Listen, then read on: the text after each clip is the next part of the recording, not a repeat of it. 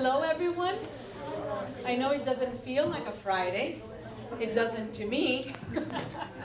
So I love to see all of you again. I've seen you many, many times this week, so let's keep on going. Wish you a very, very nice weekend. And I am always so encouraged to see so many male faces. We need you. Please keep coming back. You make it more interesting. When it's just ladies, well, you know how that goes. So once again, the program today is due to our wonderful relationship with the Key Biscayne Community Foundation and their generosity. Thank you all for coming. For those of you that don't know, my name is Ramya. I'm the Director of Environmental Science at the Key Biscayne Community Foundation. Normally, I'm here for Thursday Citizen Science lunches. Today, though, we have a special event from the Alzheimer's Association to speak about various things, including Alzheimer's. Unfortunately, Joe from the Alzheimer's Association couldn't make it. But we have Meghan Phelan, who is a volunteer with the Alzheimer's Association also, and she owns Granny Nannies, and she's going to speak to you more about what it is to make sure you can stay independent, take care of yourself as you get older. She may be able to answer a few questions also about what they do at the Alzheimer's Association, and we'll see about rescheduling that at a later date. But what Meghan has to tell you is also very important and very interesting. So with that, I will give it over to Meghan. Thank you. Well, thank you for having me. This is a big crowd. I appreciate you guys having me out. Like she said, my name is Meghan Phelan. I own Granny Nannies of South Florida, which is a private duty home care agency. And I'm also a master care partner for Electronic Caregiver, which is an AI-driven 24/7 monitoring system. I have a lot of experience in this sector. It's all I've known since I graduated college. I won't give up my age, but it was about 20 years ago.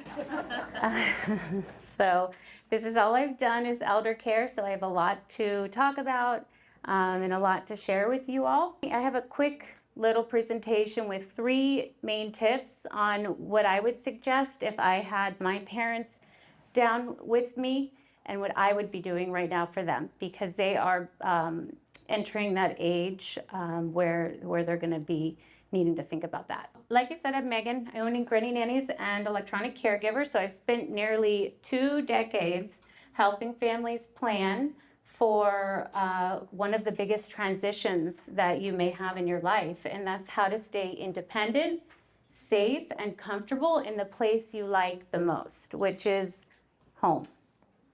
I started my career in the early days, right out of college, at a luxury assisted living facility. And the facility was beautiful and everything was great, but I had one common denominator with all of the families that I would tour. And they would get down to it and say, we love you, we love the facility, but we just want to stay home. With that insight, that inspired me to look into the home care sector. So for that facility that was in Central Florida, I opened a home care division for them. That was their first ever home care division. And then after that, I came down to Miami and opened up Granny Nannies about 14 years ago. And I've been operating Granny Nannies ever since. The technology with Electronic Caregiver is something that I just joined their team as well. So as we know, longevity is a gift, but it's also a math problem. A math problem in many ways. Turn the page. Primarily financially. You didn't work hard your whole entire life to just save money for a crisis. So we want to avoid a crisis. You saved money to buy peace of mind and to healthily age. So investing in your health would be investing in your home safety and your care team. It isn't taking away from anything you might want to pass on to your family at the end of the day. It's protecting what you worked hard for. So you don't end up with a crisis. When you end up with a crisis, you end up with skyrocketing medical and healthcare bills. So my talk today is to try to avoid a crisis and 3 tips that would help you to divert the rising costs that care would be if you had a catastrophic type of event, such as a fall or an episode of dehydration, so on and so forth. These are the types of the things that I get calls from my families for. So tip number 1 is to look at your physical space. Prepare your physical space. I think I might have given away this answer, but who knows, and just yell it out, who knows what the number 1 injury-related cause of death is for seniors? Falls. Yeah, definitely falls. So when I talk about the first step in your aging in place plan, I talk about avoiding a fall, and it's very simple. Look at 3 areas in your house. First is the kitchen. The kitchen, we recommend the shelves that pull down, and we also recommend handles on the counter so you can brace yourself when you're cutting and preparing food. Non-slip kitchen mats, touchless faucets, automatic stoves, shutoffs. These are all products that are on the market. Then you want to look at your bathroom. Bathroom typically is grab bars, raised toilet seats, walk-in showers if it's in the budget, or bathtubs with the door that you can convert into a shower. And then the third thing I recommend is the stairs. The stairs are not the enemy. What the enemy is on the stairs is improper foot coverings. When you're using the stairs, don't use Crocs or slippers. My father-in-law had a catastrophic fall down the stairs because he was wearing Crocs.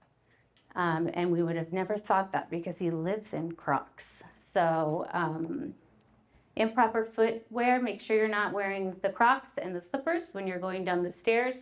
Also check the handles on your stairs to make sure they're not loose. And then we recommend no rugs or area rugs or anything on the stairs. And then lastly, if you can get that strip, that to be able to decipher the depth, so like a strip or a different color piece of tape across the stairs. So those are the first 3 things. There's a lot of modifications you can do in your house, and there are companies that will come and actually do a full assessment of your home, and they'll provide a consultation for you and tell you everything that you need to do to make sure that you're staying safe at home. So that was tip number 1, is to look at your physical space. And then the fun part that I'm enjoying so much right now, because I'm a millennial, is the technology part. So my tip number 2 for your age in place plan is to look at the technology that is out there on the market right now that'll help you stay independent. The number 1 objection that I get when people are like, again, Megan, I love granny nannies, I love what you have to offer, but we're just not ready yet. We're just not ready for help. And I understand that probably aren't. So start with something light. Start with technology. As far as what I am representing, the company that I vetted and the company that I'm representing, it's called Electronic Caregiver.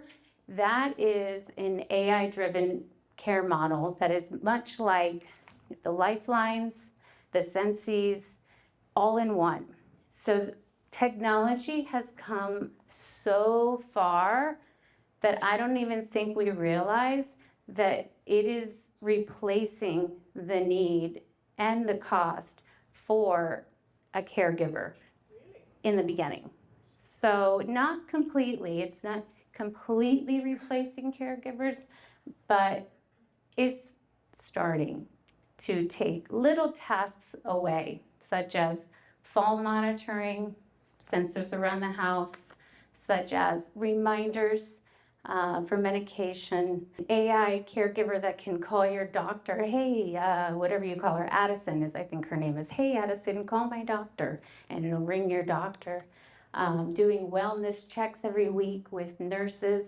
So these are all products that are on the market that are replacing the need to actually pay for someone to come and help you.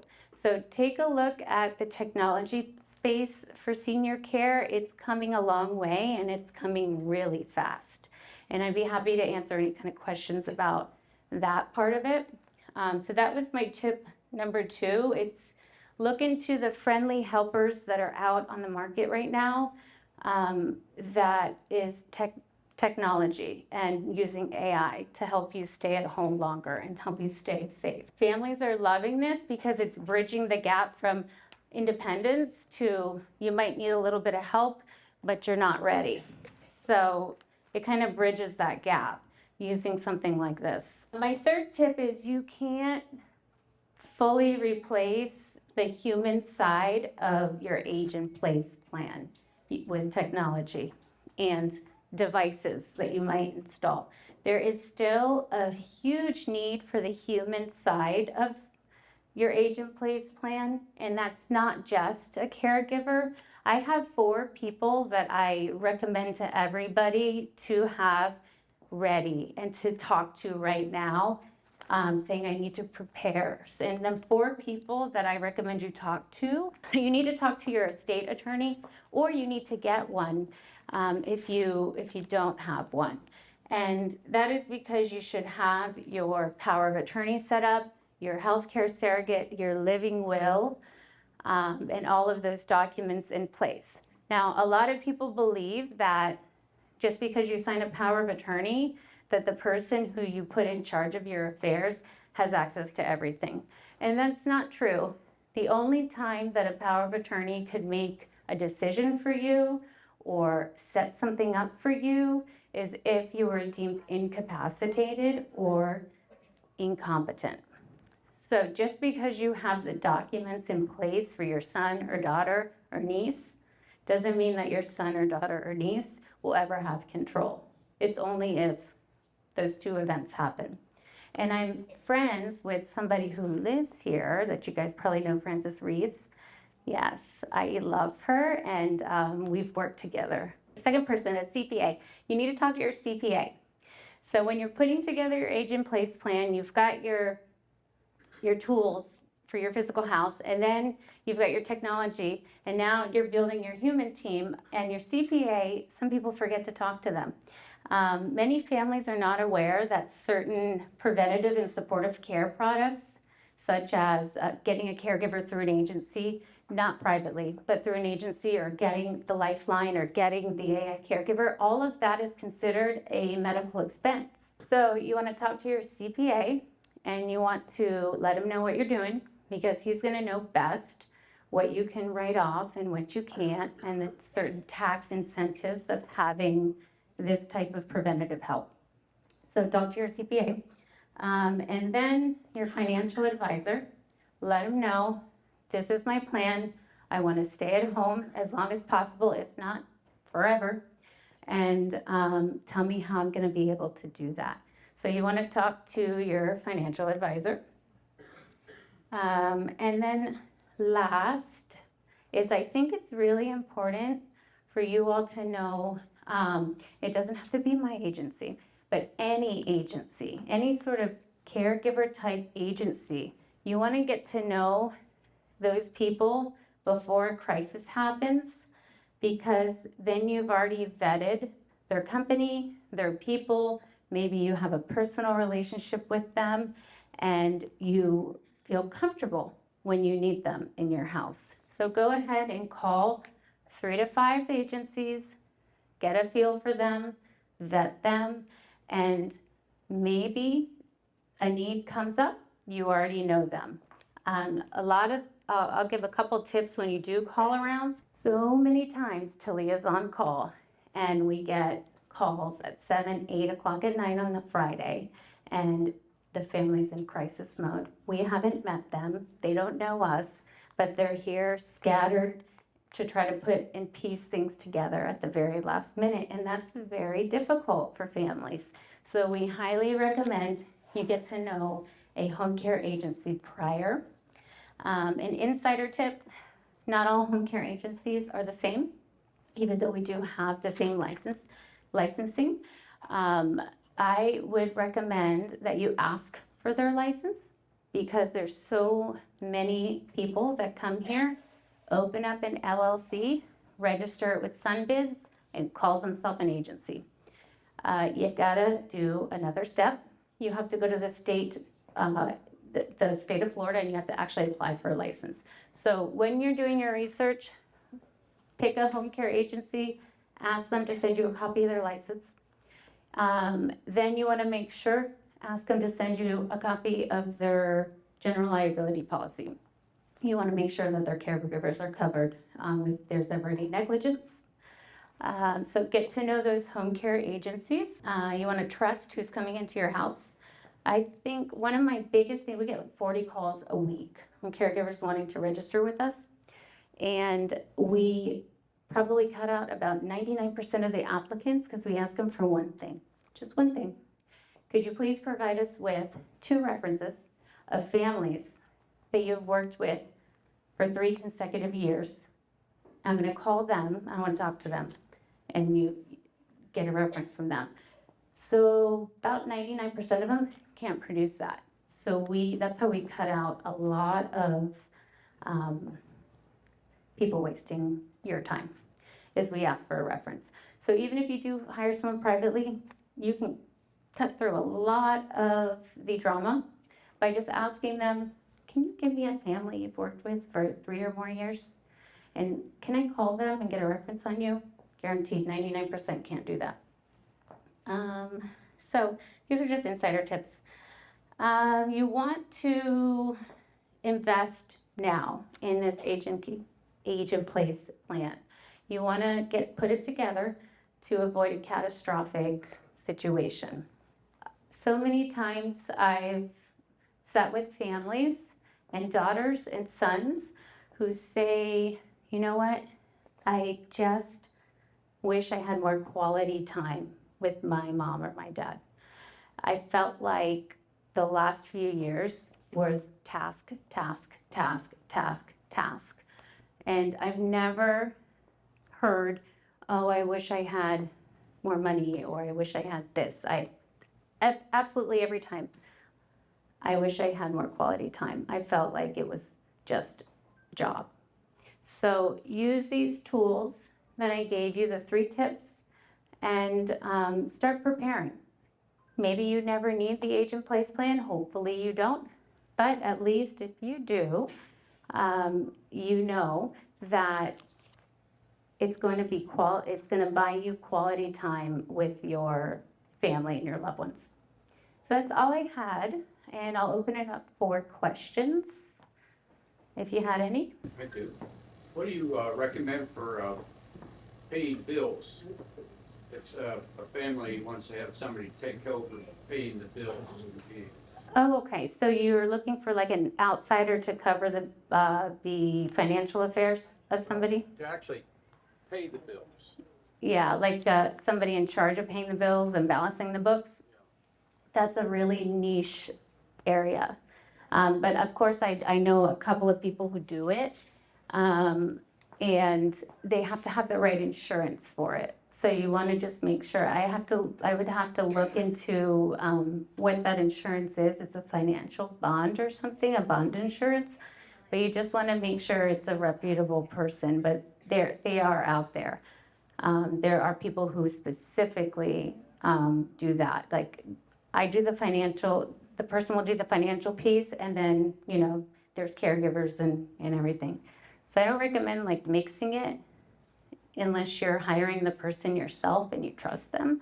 But there are specific companies that niche that market. What other agencies are there in Miami? I think I've read about Synergy.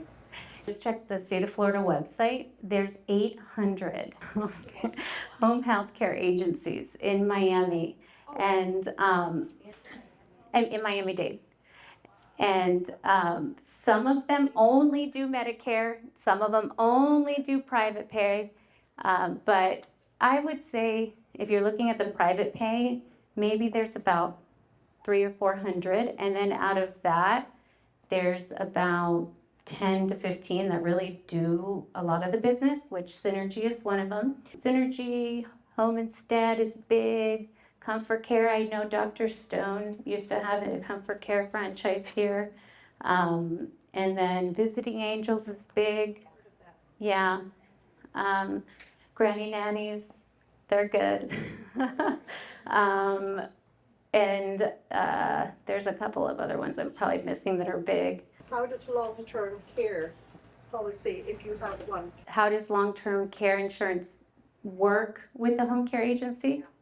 Okay, so yeah, most of the big long-term care agencies do have policies that you've paid for if you have them for home care.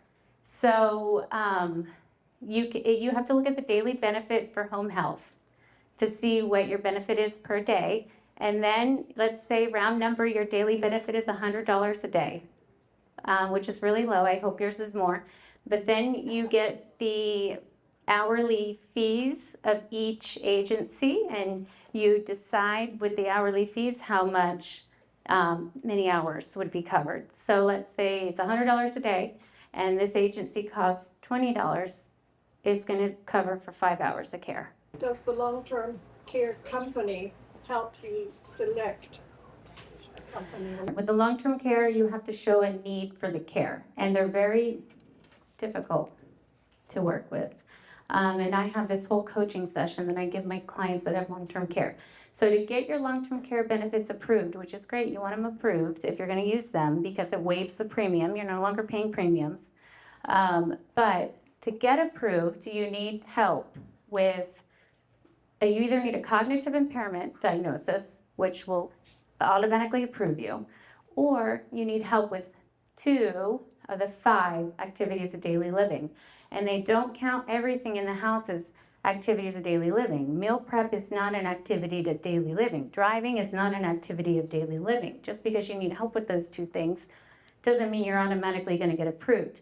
The 5 things that they will specifically make sure you need help with: showering, feeding, and it's fork to mouth, which, you know, most people don't need help with that.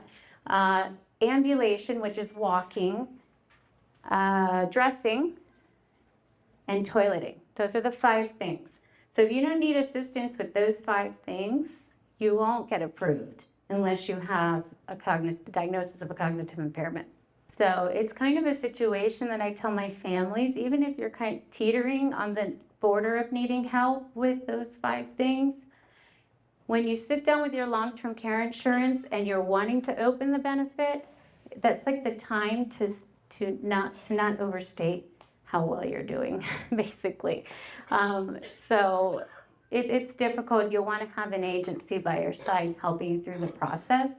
As far as your comment on will they refer agencies to you, most of them will, but that's heavily national. They don't know the local market. So whoever has a connection with John Hancock and got on their provider list is the person that's going to get the referral. So the best thing to do is to call around. Most all agencies are going to take long-term care. Nobody turns away long-term care. It's not a situation with Medicare where you have to say, well, who takes my insurance? All of us take long-term care. So do your local research. If you want to get a recommendation from the insurance company, sure, but make sure that it's relevant for your local market and that the local market for that agency is good. Because a lot of the agencies like mine are independently owned and operated. So you're going to get me in Miami, but you're going to get someone totally different in Fort Myers. So you want to check it out locally. So the first step that for someone like us, it would be to contact you and somehow open an account with you, or set up what kind of relationship? How do you... Even if you're not ready, it's always good to start your research. And the first step is to call 3 to 5 agencies and see what you think and see how you feel on the phone and see how they handled the phone call. So yeah, it's that simple. You don't need, for home care privately, you don't need a prescription. You don't need to, you're welcome to ask your doctor for a recommendation, but it's between you and the agency. So you could just call 5, Google, or get recommendations from the community. What if you don't have home insurance? Everything is private pay. Now, Medicare will cover for some home health benefits, like physical therapy, occupational therapy, but if you need everyday help, it's gonna be private pay. So that's another thing you can ask about when you're calling around the different agencies is what is your price point? But I have an insider tip. Don't just ask what the agency charges. Ask, okay, well, what are you paying the caregiver out of that $30 an hour? Because even though I might charge 30 and Visiting Angels might charge 30 and this person might charge 35, what are they paying their caregiver out of that? We're paying 20, okay? Visiting Angels, I don't know, maybe they're paying 15. Another person, maybe they're paying 12. So you don't just want to ask the bottom dollar. You want to know what the caregiver's making, because these caregivers are registered with all of us. So the good ones are going to go to the agency that's paying 20, not 12. So that's important. What's the background of the caregivers? It depends on the license that the agency holds. Some of the agencies in Miami just have a homemaker companion license.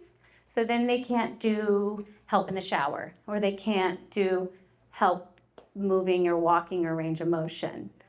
But for the most part, people have certified nursing assistants or home health aides.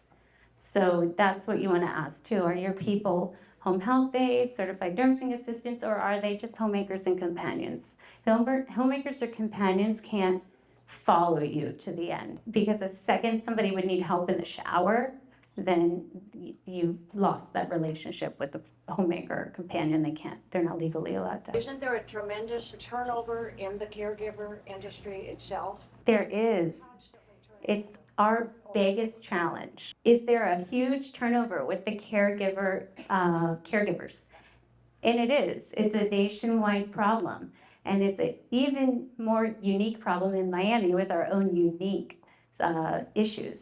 We get 40 calls a week, for example, and we're only able to maybe bring 1 or 2 to orientation that meet all the standards that I know, like the red flags that I've learned in 20 years. If they possess any of them, they don't ever make it to me. But even out of the 1 or 2 that we do orientation with, we send maybe half of them out on a client, and then half of those get bad reviews. So then we're back to the drawing board. We probably went through 50 caregivers. Only half made it to orientation. Only half of those made it out to clients, and only half of those got good reviews. So you just have to make sure that you keep the ball rolling, and we keep recruiting, and that's one of the key parts of what I do in my office. So yes, but you can avoid turnover by, so even if you found someone privately, you want to make sure you're paying them the market rate. So that'll help with turnover. You want to make sure that it's a nice, comfortable job and that you're a good boss, because you are the boss, just like any job. These caregivers are offered jobs from not only community members, but all of the agencies, and the good ones want good jobs, good bosses. So you can avoid turnover with paying them the right amount. You can avoid turnover with being a good boss. And those are my tips for avoiding the turnover. But turnover is a part of it, a big part of it. Isn't it also a problem with English and Spanish-speaking caregivers? Since many of us do not speak Spanish, but the population in Miami is so Latin, we have a concern that that would be an additional. Yeah, so she's asking about the language barrier in Miami with the care providers. The demographic of the care providers are going to be Latin or from the islands. And you just have to find an agency that caters to English-speaking clients because not all of them do. I only speak English, so I've just naturally grown in the market of English-speaking clients, but not every agency caters to English-speaking demographics. So you just have to find the right one. But it just goes back to my screening. We're constantly screening. And one of the biggest questions, of course, is my references. But if someone's bilingual, they're getting a front row seat in my credentialing process. How long have you been in business? Our company, Granny Nannies, has been open in the community for 14 years. So I have caregivers that have been with me since day one, but then I have thousands that never worked out with me. So for the core group of caregivers I have now, I probably have 50 that I love and trust and know over the years. And what kind of liability insurance do you carry for theft or? So every agency is different, and so what he's asking is what kind of liability insurance do you carry? And that's an important question too, is we have general practice liability, we have general liability coverage, but we also have bond insurance, and not every agency will have bond insurance or want to spend the money on it. So it's important you ask and make sure that they have bond insurance, because bond insurance is for theft. I've never had to use my bond insurance, but it's good to have it just in case. I have my caregiver hat. I have so much, I could talk about it all day. But I also, like she mentioned, I do support the Alzheimer's Association. I'm a support group facilitator and a community educator for Alzheimer's. So I can do my best to answer any of those questions too that were supposed to be directed to Joe. I know that Joe has some programming that he might want to work out, and he covers topics for family caregivers, for people going through the diagnosis and beyond. So I might be able to answer any questions about the Alzheimer's Association or the AI care model that is starting to develop, the electronic caregiver. Support groups that Joe had mentioned when we talked earlier, what do those entail? There are once a month support groups that he had mentioned possibly setting up. She's asking about the support groups through the Alzheimer's Association. And that is definitely something that I've been doing for 5 years, so I know a lot about. The support groups, they're set up once a month, and they could be set up around when you all need it. So all we need is 5 people that would be interested in setting up a caregiver support group, meaning the person caring for the person with Alzheimer's. So the family caregiver or the spousal caregiver, they come and they get together once a month around your schedule, but we like to set it in stone so you can put it in your calendar. So I have a group in Pinecrest that's every second Friday. And I have a group online that's every second Wednesday. So we set it up like that, every second whatever, at whatever time works for you. And it's a forum for education, for venting, for support. A lot of my support group members will come in with a specific problem or question about the medication, or I'm just having a hard time with this. Can anyone offer any type of insight? And it's really just a very supportive and lovely experience for the members. So if you guys are interested in setting up a support group, it would most likely be me that's coming and Joe that would assist me. And we'd be happy to offer that type of support to the Key Biscayne community too. And that would be my hat with the Alzheimer's Association. Thank you.